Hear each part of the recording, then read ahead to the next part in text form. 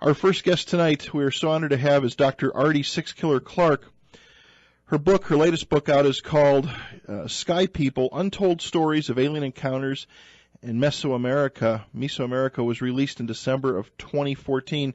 Dr. Clarke is a professor emeritus at Montana State University, has dedicated her life and career to working with indigenous populations. She has been adopted by enrolled tribal members and given traditional names by 3 Northern Plains spiritual leaders, including the Blackfeet, women with great knowledge, the Northern Cheyenne, walks all women, and the Lakota Sioux, woman who helps people. She holds degrees in English history, psychology, and educational leadership.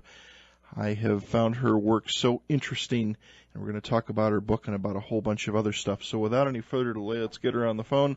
Dr. Clarke, good evening. Welcome to the Fringe Radio Show. Thank you.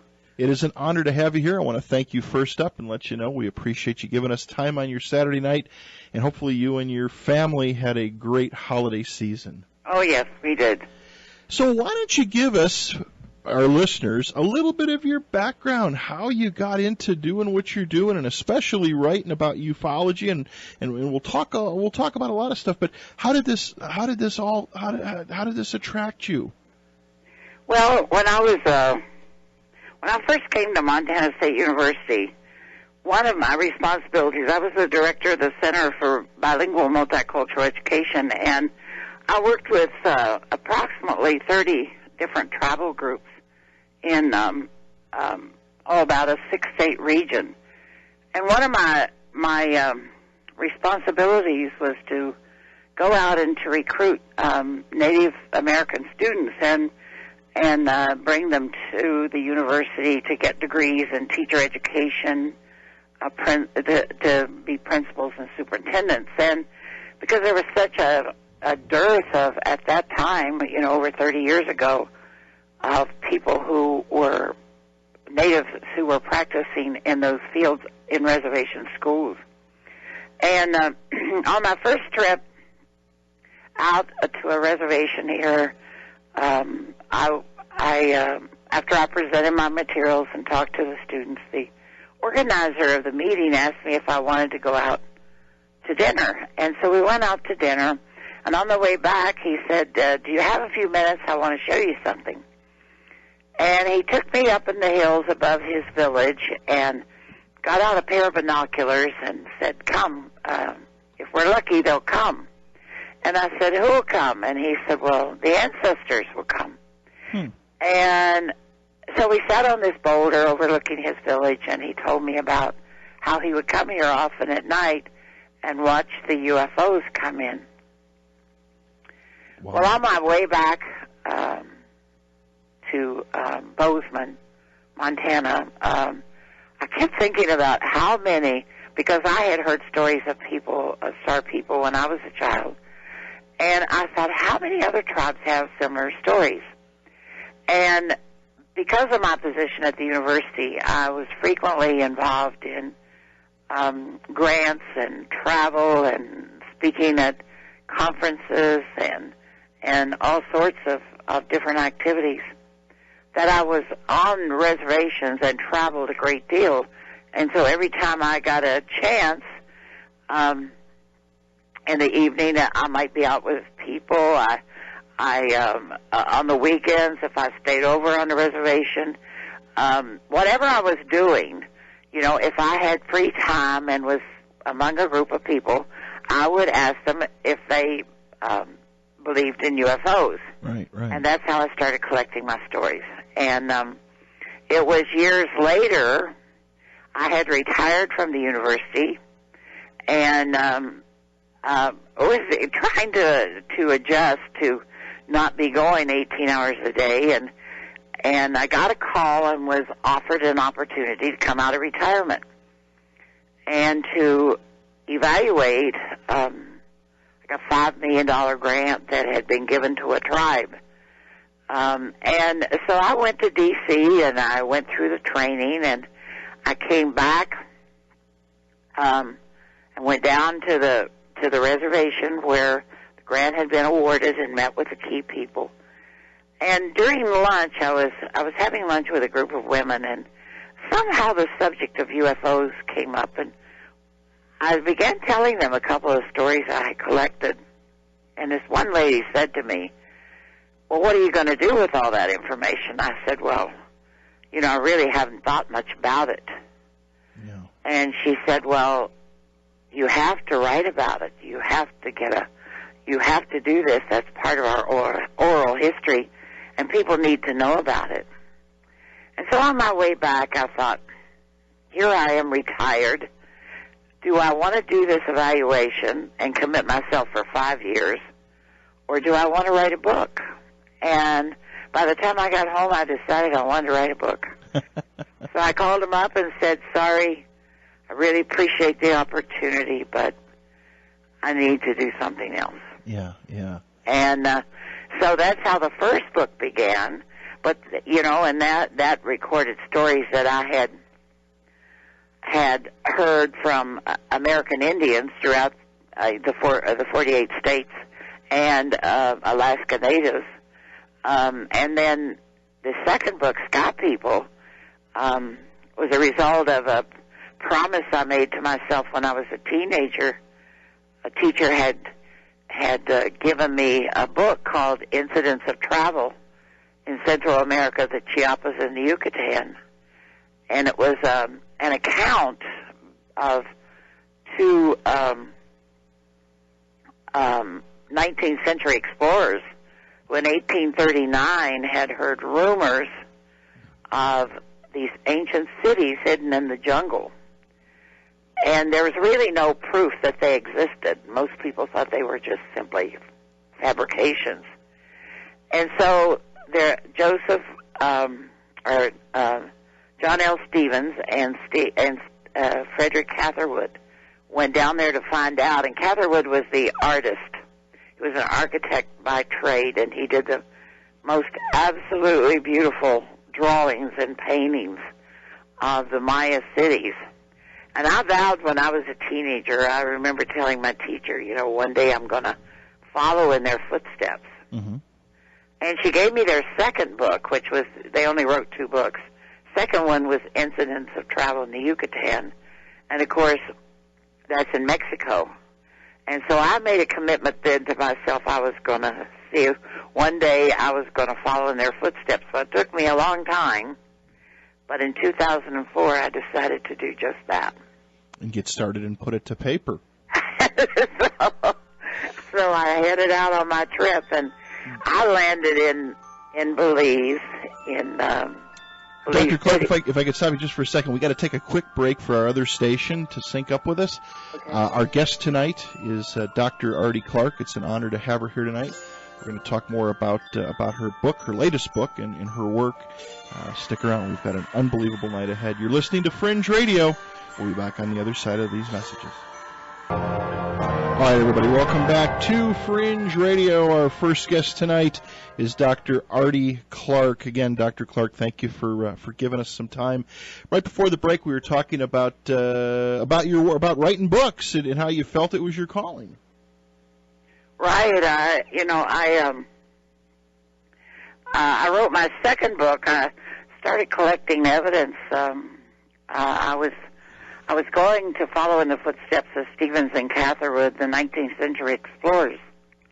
But at the same time, I had been collecting stories from indigenous people from throughout the South Pacific and Australia and New Zealand and the United States. And so I thought, well, I had read so much about the ancient astronauts proposed by von Daniken about the Maya and the Inca, and so I decided to do my own exploring and add that as another dimension of my travel through Mesoamerica. And so basically that's what I did. I set out, and it took me, well, overall I spent 7 years down there collecting my stories and visiting all the sites that Catherwood and Stevens had visited, and gathering my data, and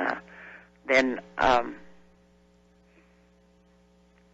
I'm pretty proud of how it turned out. Well, and again, you know, to me, I'm not a ufologist by any means, but to me, the research, I think, is the most interesting part of the whole thing. Meeting different people and going through the stories, and of course, you know, taking some of it, I would say, with a grain of salt. Question I have for you, Ardy, is Native American people seem to be very open-minded about this topic and this subject compared to others. My wife, her family, of course, she's from the Uinta Basin here in Utah, where we've got, you know, where famous Skinwalker Ranch is, and a heavy Native American population down there. And some of the things that, you know, a lot of times we think, oh, wow, did you see that? Something amazing. Did you see those lights in the sky? A lot of the Native American people have seen that for years, and they're very open and very receptive to that. Well, I think that's true. You know, I think indigenous people, as a rule, have a different worldview. They don't have to have everything explained to them by orthodox science, right, to believe that it exists. They are much more aware of the environment and what is going on in the universe, I think, because they've been grown up being observant,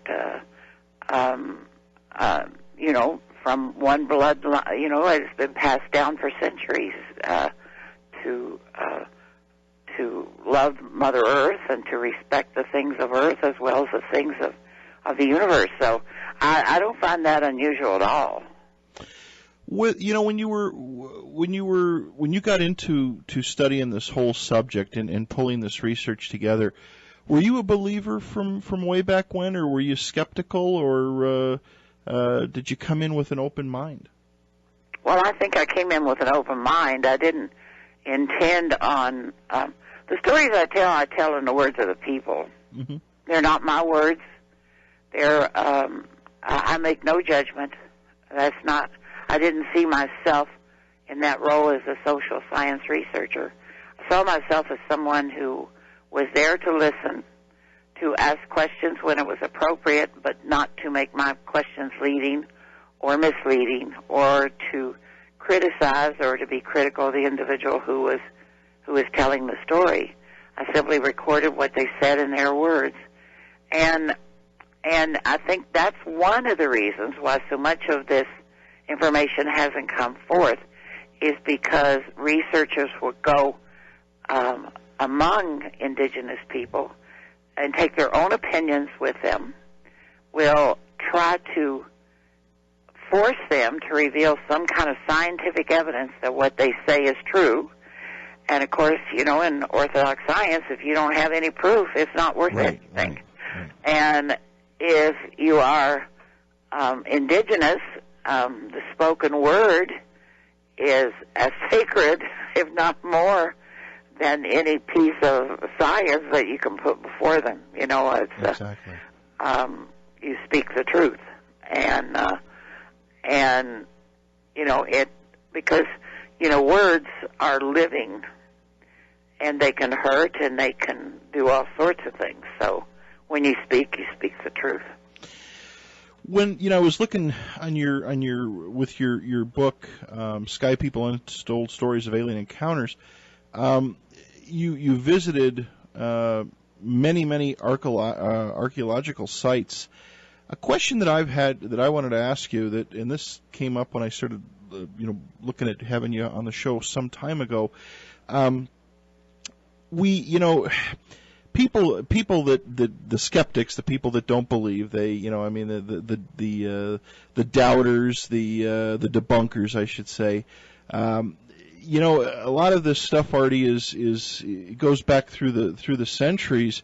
at these archaeological sites, and again down towards Skinwalker Ranch. You can I think it's called 8 Mile Road or 9 Mile Road that leads into the Uinta Basin. There's all this hieroglyphical drawings up on the hillside and the rocks, and there's flying saucers, for the simple term, and alien looking beings. Did you find a lot of those type of drawings when you went through all those different sites? Did you see was that very present there? Were visitors, off-planet visitors, or people not of this world were drawn in the pictures?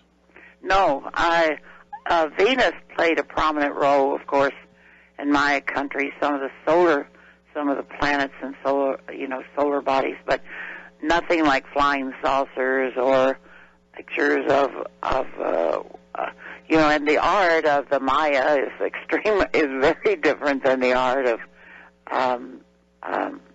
that you find, that the petroglyphs. Right. And of course, the Maya had a writing system, so they had the hieroglyphics that was used, that recorded different special events that happened at their place, at each city. And so, no, I did not find that. I heard stories. I was up in Monte Alban in Oaxaca, the county of Oaxaca, and Stevens didn't go there, but I had wanted to go there because of the enormous number of indigenous people who lived in that county, or that state. I'm sorry, not county, state. And Mexico is made up of states just like the United States, and Oaxaca is a very mountainous region. The city, the biggest city, is Oaxaca City, and has been kind of the hotbed for rebellion in Mexico with the indigenous people against the government. And I wanted to go there just to connect with the indigenous people and to see some of the sites. And the largest group there are the Zapotec, not the Maya. And so I hired a Mixtec who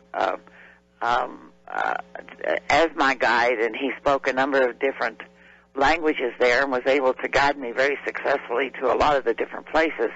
But I was in Monte Alban, that's a Zapotec city, high up in the mountains, and I was standing on the edge of the city overlooking the valley below when these three young men approached me, and they had a camera, and they identified themselves and told me they were from the university, and that they were doing a documentary on the slash and burn policies of the local indigenous people and what it was doing to the jungle. And so they wanted to know if I was an American, and as the conversation went on, one of them wanted to know if I could help him get into the United States. Right. And so it was just kind of a conversation, and my driver finally came over and said, this lady is here, and she has work to do, and she's interviewing people. Well, they wanted to know what this was all about. Well, when they found out that I was searching out the ancient stories about visitors from the sky and collecting contemporary stories about UFOs, they began telling me a story about a village where it was said that a man came down from the heavens on a beam of light. And he entered the village. He took one of the local women for his wife, and he built this city, this ancient city. And when the city was built, or when his son was, he had a son, and when his son was old enough to rule the city, he went back to the spot where he came and returned to the heavens on his beam of light and was never seen again. So of course, I had to find that place, and it's just I mean, if you drive by it on the highway, you'd never even know existed. Right. Because very little work has been done on the excavation of the city. But, so I go there and I go, talking to people about this ancient legend. Were there any contemporary stories? And that's how I went about doing what I was doing. I was very interested in the old stories. And I found a similar, like in Belize, there was a story that I heard about a stone woman who could walk through walls, and some said that she even disappeared on a beam of light into the sky. And so I would follow up on those kind of ancient stories and then try to find out from the people, well, do the sky people still come to visit you? Have you seen UFOs? And that kind of and of course my guides and interpreters and drivers were invaluable. I mean, I couldn't have done it without them. Yeah, we've been able to speak the local, so-called speak the local language. Well, a lot of the people that I interviewed didn't, they spoke Maya. And, I had to find people that could speak that dialect and translate it. And so it was an interesting journey. And it took a long time, but it was probably one of the most productive things I've ever done in my life. And certainly I learned a lot from the Maya. They are survivors. And one of the things I think it's more, one of the things one of the elders told me is he said, we didn't come to this place and have knowledge given to us. We brought our knowledge with us. Wow. We're different from the Aztecs. We didn't think that when the Spaniards came, they were gods and that they were from this advanced culture. We didn't see them as advanced because we knew what an advanced culture was. We came from one. Wow. And I'll never forget that as long as I live, because that was one of the most powerful statements I'd ever heard, because, many of them would talk about, that the stories say they came from the East, but they came from the East. They've told me they had star maps and all sorts of different stories that I heard. And I asked them, I said, why hasn't a lot of this knowledge ever became known? And they said, first of all, nobody asked us. Nobody ever came to us and humbly said, do you have a story to tell? Right. And I think that's a lot of the truth about indigenous people, is that they're so afraid that people are going to make judgments about them, and that they just clam up. And they just leave people alone to do whatever they want to do. And a lot of money has been made on assumptions made about indigenous people and their role with sky gods and their role with the cosmos. And a lot of it is inaccurate, according to them. Most of it is inaccurate. Do they teach their Ardy? Do they teach their young, or do they pass this information down to their children and their young people? Well, if you go into Mexico, and the Lancandon Indians, who are a group of Maya Indians who went into the forest when the Spaniards showed up, they went into the jungles, and so deep into the jungles they weren't even discovered until 1958. They pretty much live, a primitive life and live as they once did, practicing their same religion. And they do pass that along to their children.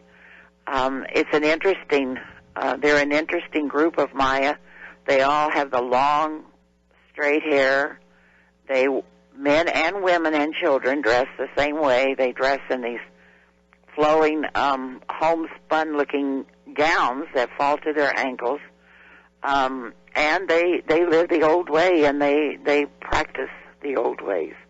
They have a lot of fear of others encroaching, on their, influences on their children. Mm-hmm. And I think it varies with other Maya groups. When you get into Guatemala and Honduras, In Guatemala, people are much more traditional.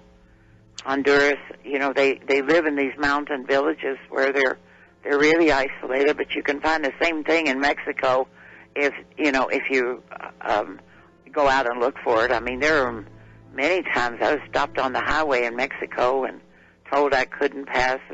Children would put chains across the road and hold them, or ropes across the road, and say, I had to pay to pass, or give a contribution to the church. That was a common claim. And, it was, when you get up into these mountain regions, and if you slow down, children come running toward the vehicles and hanging onto the vehicles asking for money. And so it's really a different kind of world that you travel in.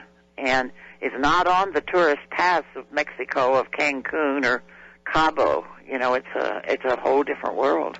I had an opportunity years ago when I was young, Ardy, to I'm a Chicago native, but we took a trip when I was probably in my later teens, and ventured down into the country of Mexico. And of course, tensions weren't as high as they are today. Things were a little bit more laid back. It's amazing, and I tell people this till this day.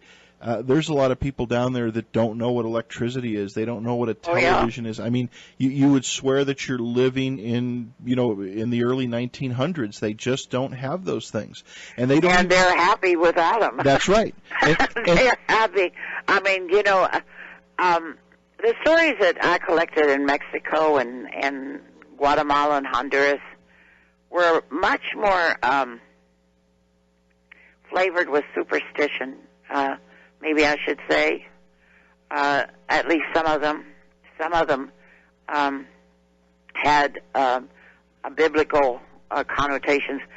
The fundamentalist Christians have made an inroad into some of the small villages of Mexico and have a tremendous influence on the people.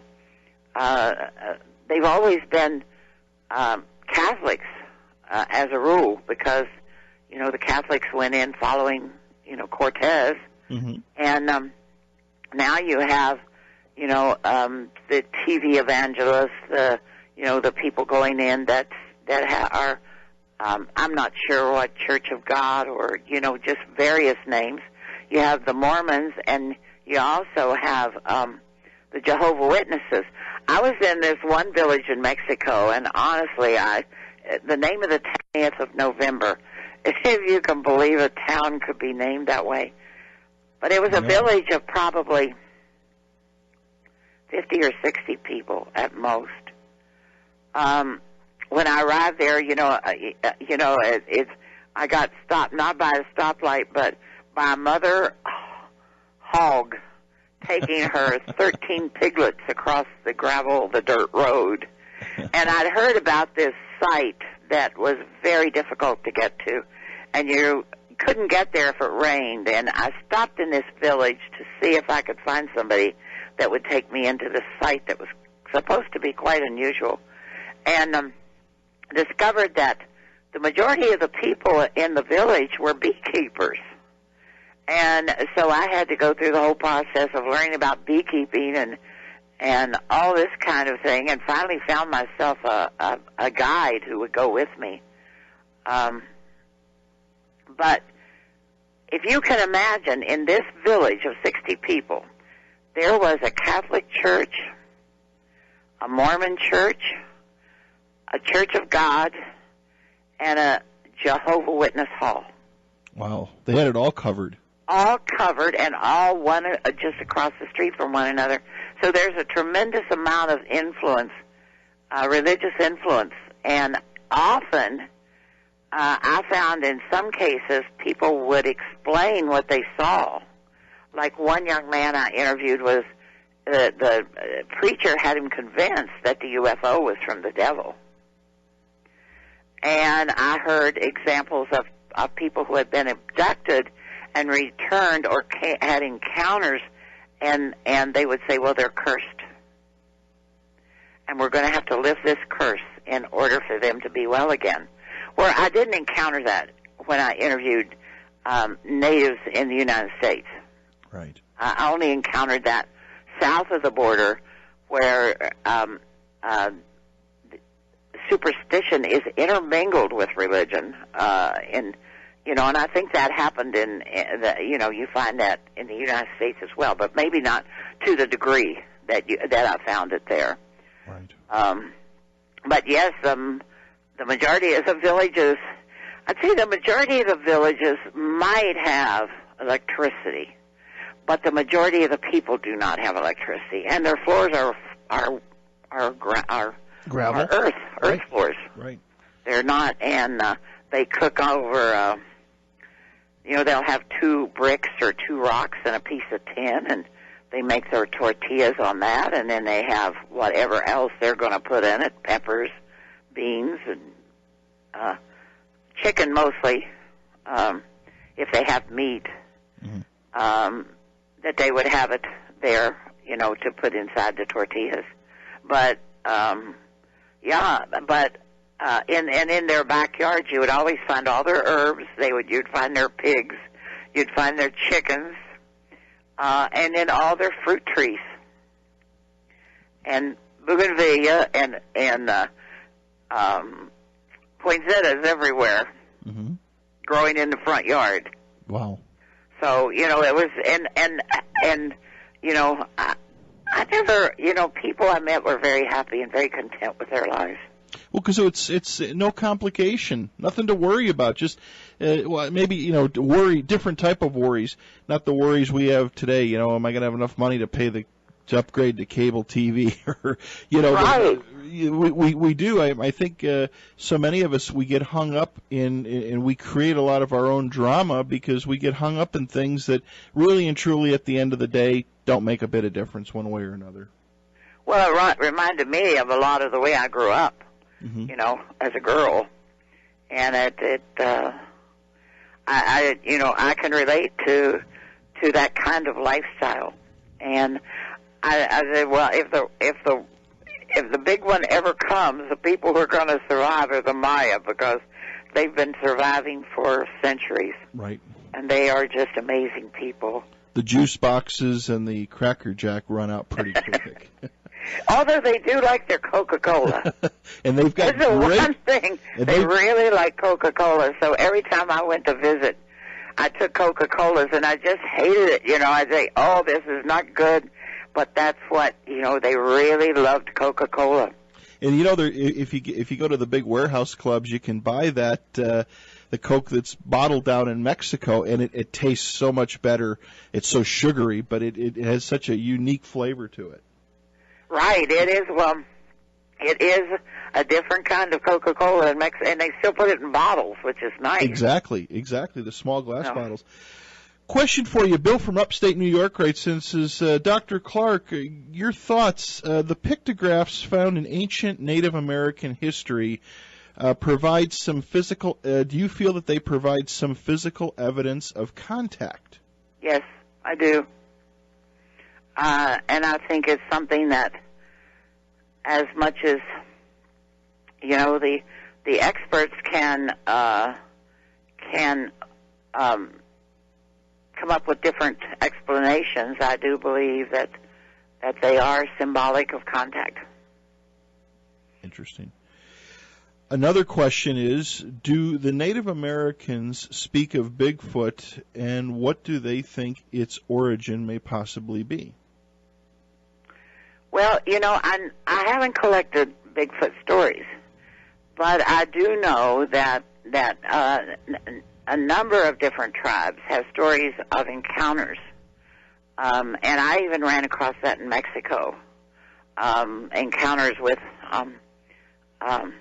giants, encounters with hairy people. So I think that these are kind of common stories that have been heard. But as far as Native Americans, I really can't speak to that issue because I've really never had an interest in following up or researching that subject. It's a whole, it's a whole different field, and I've always been interested in star people and sky men and you know, those kinds of stories, and so I've kind of limited my research there. What, if you could tell us maybe a couple, what are some of the more interesting encounter stories that you've heard? Well, I think one that I wrote about in my first book, Encounters with Star People. Mm-hmm. I'll tell you one from there and then one from Sky People. Okay? Sure. In Star People, I think one of the most interesting encounters stories I was told was by an elder who was in his 80s. He was considered the best drum maker, a traditional drum maker. And a colleague of mine at the university had ordered a drum from him, and he had heard that I was going to the reservation, and he wondered if I would stop and pick it up. And I said, sure, I'll go get it. And so he said, well, you know, he lives in a very isolated section of the reservation, and it will be going out your way. And I said, well, I really don't have anything to do on Saturday, so I'll just drive down there and pick up the drum and come back to Bozeman. Well, when I arrived at his place, he welcomed me into his little cabin, little 2-room place. Had a pot of coffee boiling, offered me coffee, and we sat down and we started to talk. And I asked him about his life, and he had been in World War I. He had said that when he came back, he went over there to fight for this country because this was his country. He went over there, and then he came back, but he never left because he didn't like what he saw. So he never left the reservation. Only, on a couple occasions had he been off the reservation, and he had no desire to ever leave. And he actually lived in his home place where he was born, in this 2-room log cabin. Really? And had a brother. His brother had died of pneumonia one winter. And so he had lived basically alone for many, many years. And he said to me, we were talking about his life, he said to me, there are really strange things that happen out here that no one would believe. And I said, well, what kind of things? And he says, do you believe we're alone in this universe? And I said, no, I don't believe. What do you think? And he said, well, I know we're not alone. And he said, come with me. And he took me out to his field that bordered the land there that he had fenced in around his house. He said, you see that circle on the ground? That's where they come and they hover. And they drop down a vehicle out of the spacecraft. And that spacecraft is filled with beings that look like humans. And he said, you see those car tracks that go through my field? I have never owned a car. No one I know owns a car. There is no one that travels my field except those aliens, he said. And he said, one night, I saw them stop as they were ready to pull onto the main highway out of my field. And the driver gets out, and he comes and he stands in front of my door. Doesn't make a move, just stands there. He says, finally, he said, I see him out there. I'm looking through the window. I'm watching him. Finally, I swing open the door, he said, and I ask him what he wants. And he starts walking back toward the car, and I follow him. And he said, when I get back there, there's a flat tire. And he said he wanted me to fix it. And when he said, I told him they all had to get out of the car for me to jack up to fix the tire. He said they all scooted out on the opposite end, and they went over, and they stood. And he said there were women and men, but the women seemed to be having a really hard time walking, he says. And later I learned it was because of the shoes they were wearing. He thought they were very uncomfortable in the shoes. And he said that he fixed the flat tire, and the driver turned to him and gave him $10 silver. And he said they got in the car, they went away, and when the driver came back the next morning, there were no beings in it. And he firmly believed that we were being invaded, but that we were being invaded by putting human clones, or he didn't use the term clones, human lookalikes, he said, or people who could, aliens who could look like humans into the society. Right. And later, every time I go to the reservation, I would go see him because I just fell in love with him. He was such a wonderful person. And he had a friend that would frequently stop and stay over. And the friend verified his story. He had witnessed it. He had seen the same thing. And several years after I'd gotten to know him, he passed away. And I didn't even know he was sick. And I went back to the reservation, and his friend came. And, I forgot to tell you, I asked him if he still had the silver dollars, and he told me he had one. And he had sold the rest. And so when he had given this silver dollar to his friend to give to me. And so I still have his silver dollar. Wow. And that, I think, was the story that made one of the most lasting impressions on me, because not only did I care so much for the individual, right. Over time, that as I got to know him and love him as a grandfather, and then his sincerity and his belief that something very strange was going on, and he felt it very important that the public should know. Without a doubt. Without a doubt. Dr. Clarke, where can our listeners get your books? Well, Amazon carries them. Okay. Barnes & Noble has them.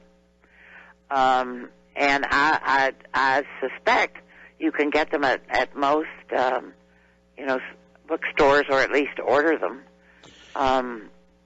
And, you can go to my webpage, and if you want to contact me in any way, my webpage is www.sixkiller.com. My email address is ardy@sixkiller.com, and feel free, if you want to tell me an experience or you want to ask me questions, just to contact me. I don't have a staff, so it might take me a day or two or even a week to get back to you, but I promise you I will answer. And I answer all my emails personally, so,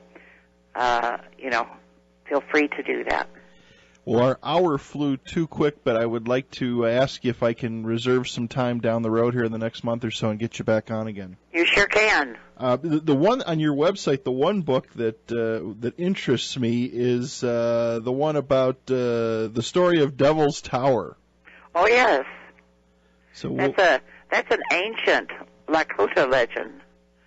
The story of the two children that were out playing, and this large bear came for them and chased them, and when they were out of breath and ready to and exhausted, and they prayed to the Great Spirit to help them, and they were standing on top of this rock, and the Great Spirit grew the Devil's Tower to protect them. And if you go to Devil's Tower, you'll see the bear claws where he tried to reach the children on the top. And there are variations of the story. Sure. Some of it has the maidens that the star people came down. But it's a children's story. It's generally told to children. Well, I'd love to talk about all those books. I did have an opportunity years ago to go to Devil's Tower, and it's something that everybody needs to see once in their life. Oh, it's quite an amazing sight, isn't it? It is. It's absolutely It's not too far from me. Well, it's a day's drive, but out here in the West, a day's drive is nothing. We just get in our cars and go. Well, I wanna thank you for giving up your time tonight. We'll stay in touch. I would love to have you back on because there's so much more to cover. Maybe we can do 2 hours next time and go over a lot more subjects. And I got to pick up the book and read it. It's very interesting, and I can imagine what's in the book. And again, I want to thank you for taking the time, and congratulations on your latest book. Okay, and thank you, Pat, and thank your listeners. Sounds good. Have a great weekend. Be safe, and have a happy New Year. Take care, my friend. Bye-bye. Bye-bye.